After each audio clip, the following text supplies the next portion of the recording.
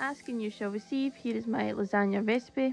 I just start by browning off the mince. I use a pound of rump steak mince for the butchers, and then I fling in some onions, and you can add whatever seasonings you like. I use salt and pepper, garlic powder and chilli powder for a wee kick, and then I use a jar. Yes, I cheat, I do not make my own sauce. Sometimes I use a smaller jar with a can of chopped tomatoes, or I just use the big jars. And I just mix that all in and I cook it down until it looks like this. Next I move on to making my own cheese sauce, so I melt the butter, and I fling in a tablespoon of plain flour and I just mix it up until it looks like this. Then I just slowly add in milk and whisk.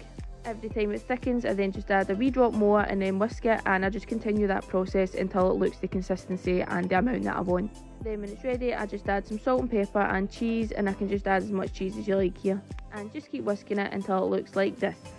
Now I'm not going to listen to anybody telling me that I'm making lasagna wrong, because this is how I make it. Oh yeah, I keep a wee bit of sauce in the bottom of the jar just to spread it on first. And then I start with a layer of mince and I just spread all that out so it looks like this, nice and even. I then use the lasagna sheets from the fridge section, not the hard ones. It is a bit short for the dish I use, so I just cut a wee piece for the side. And then I layer on some cheese sauce and I spread that over nice and evenly again so it looks like this. Then I just repeat the process. So next I add some mince.